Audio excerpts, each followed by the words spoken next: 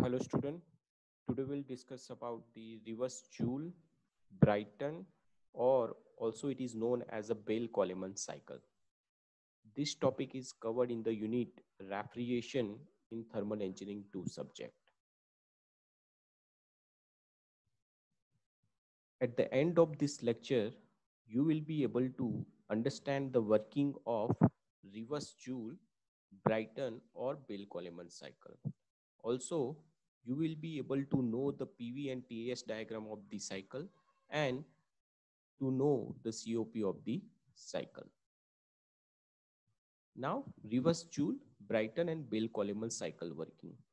As we already discussed in the earlier lecture, in the any refrigeration cycle, there are the main four components are there. The first one is known as a compressor, then there is a condenser, then there will be the expansion device, and last is the evaporator. These are the four components will be remain the same in any refrigeration cycle. So in the reverse Joule cycle, these four components will be there.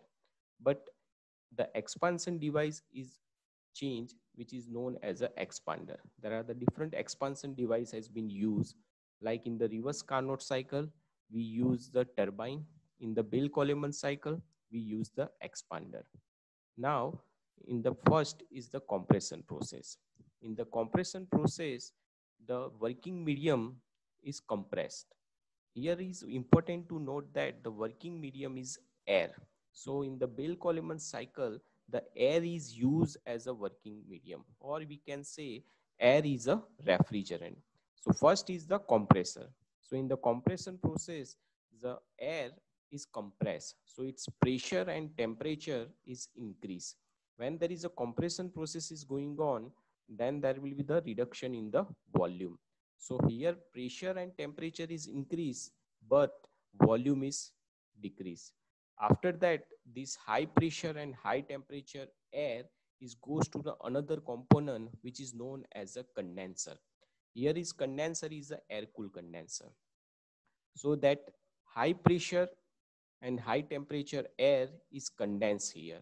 So it is converted into the liquid form, but its pressure is high. So after that, the next component is the expander. So in the expander, the air is expanded. So its pressure and temperature both are decreased. So here in the expansion process, we will get the low pressure, low temperature air. Here is one of the important point to be noted that in the expander, we will have the work output. So this work output we will utilize to run the compressor by having the same shaft between the compressor and the expander. અહીંયા એક important વસ્તુ not કરવાની છે કે જે એક્સપાન્ડર જે છે એમાંથી વર્ક મળે છે અને વર્કનું યુટિલાઇઝેશન આપણે કોમ્પ્રેશન ચલાવવા માટે કરીએ છીએ. જે કોમ્પ્રેસરનો શાફ્ટ અને એક્સપાન્ડરનો શાફ્ટ બંને કપલ રાખેલા હોય છે કે સેમ શાફ્ટ હોય છે, બરાબર. Then after the expansion process, the air which is at a low temperature and at a low pressure, it is goes to the evaporator. So here is the evaporator. Here we need to having the we need to produce the refrigerating effect, or we need to cool the space here. So this air which is at a low temperature and low pressure, it is goes to the evaporator. So the evaporator will produce the refrigerating effect by evaporating this low pressure and low temperature air. જ્યારે air એક ઠંડુ pressure હશે અને એકદમ લો temperature વાળી હશે air, એ જ્યારે ઇવાપોરેટરમાં જાય ત્યારે જે સ્પેસની ગરમી હશે એને શોષશે, હીટ એબ્ઝોર્બ કરશે, જેથી જે લિક્વિડ એર છે it is converted into the vapour. Then this vapor which is at a low pressure, it is goes to the compressor. So the whole working cycle will be the repeated. So first is the compressor, then it is goes to the condenser, then it is goes to the expander, then there will be the evaporator. This is the air refrigeration cycle which is utilizing for the aircraft in the older days. Now PV and TS diagram. So in the PV and TS diagram, first we will discuss about the PV. Similarly, we will discuss later on the TS diagram. In the PV diagram, as we already discussed, in the compression process, the pressure and temperature are increased. So from 1 to 2 is the pressure is increased from P1 to P2, and the temperature is also increased from T1 to T2. This process is an isentropic process. So what is isentropic process? The process which has a constant entropy process. So in that process, theoretically there will be the no entropy change. There will be the no heat transfer to the surrounding. So this is the isentropic compressor. After that, it is goes to the condenser. In the condenser is the process is a constant pressure. Condenser ma constant pressure process છે જે આ process જે 2 to 3 જે છે એ condensation process છે જે constant pressure એ થાય છે બરાબર. પછી એ expansion માં થાય છે અથવા તો expansion process છે જે expander માં થાય છે જેમાં isentropic expansion થાય છે. We already discussed in the expansion the pressure is reduced as well as the temperature is reduced. This is the temperature reduction. So the pressure is reduced and the temperature is reduced. Then it is goes to the evaporator. So in the evaporator, as we already discussed, the evaporator, the refrigerating effect is produced by evaporating the refrigerant. Here is the air is the refrigerant. So in this case, the evaporation process is the constant pressure process, and continuously heat is absorbed. So its pressure and temperature, its temperature is slightly increased by evaporating. That means heat is absorbed. So here the 4 to 1 is the process of evaporation. So in the Bell-Coleman cycle, where the PV diagram says that the 4 to 1 and 2 to 3 is the constant pressure process, or we precisely say that condenser and evaporator is the constant pressure process, and this compressor and expansion process is the isentropic process. Now TS diagram, as we already discussed with the PV diagram, in the TS diagram, this isentropic compression and isentropic expansion, it shows that there is a entropy is same, that is S3 is equal to S4 in the expansion process, as well as in the 1 to 2 compression process, S1 is equal to S2. So there is a no entropy change in the compression process and expansion process. Here is heat rejected and this one is a heat absorbed.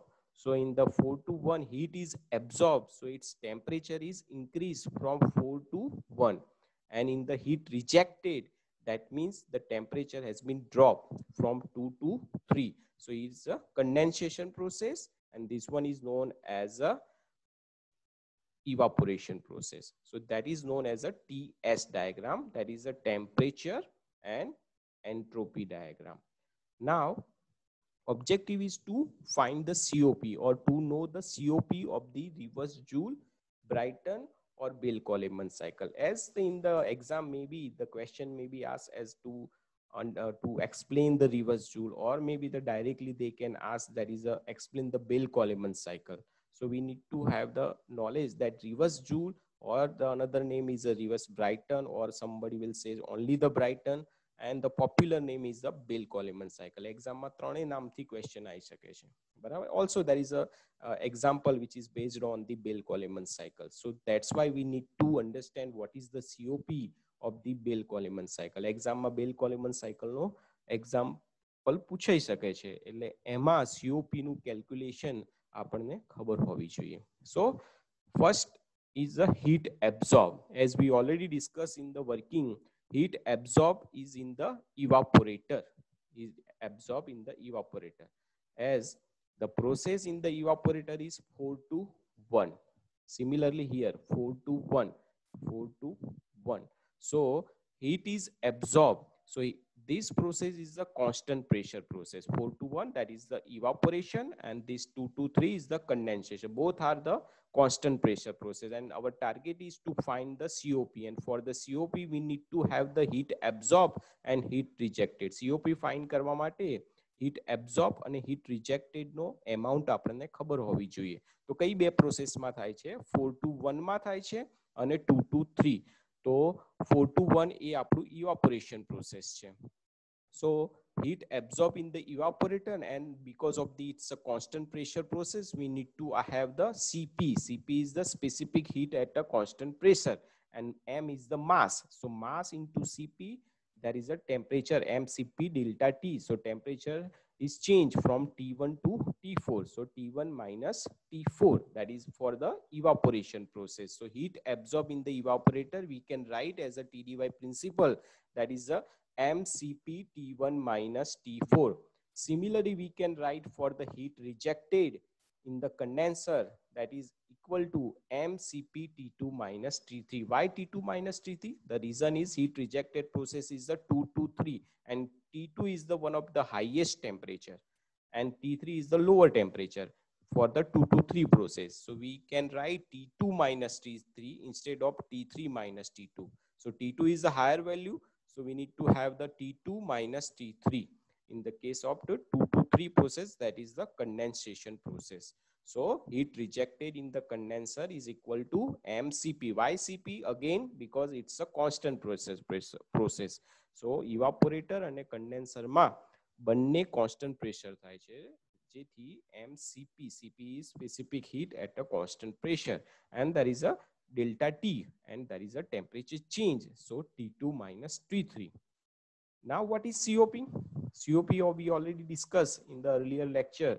The COP is a coefficient of performance, that is equal to refrigerating effect divided by W net.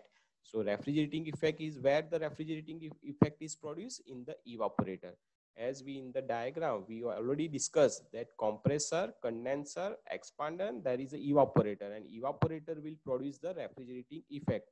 જે ચાર component માંથી આપણું જે ઇવાપોરેટર છે ત્યાં જ refrigerating effect produce થશે, ત્યાં જ ઠંડક મળશે. એટલે રેફ્રિજરેટિંગ ઇફેક્ટ જે છે એ ઇવાપોરેટર માંથી મળે, એ આપણો આઉટપુટ છે. અને આપણું આ કોમ્પ્રેશન વર્ક છે, જે આપણું ડબલ્યુ નેટ, જો એક્સપાન્શન એક્સપાન્ડર માંથી જે વર્ક મળ્યું ને ફાઇનલી જે વર્ક આપણે ડબલ્યુ નેટ મળે, so that is a W net. So in the COP, RE divided by W net. So RE is a evaporator process. So evaporator we have the mCp T1 minus T4. So we can write as a mCp T1 minus T4 instead of the RE.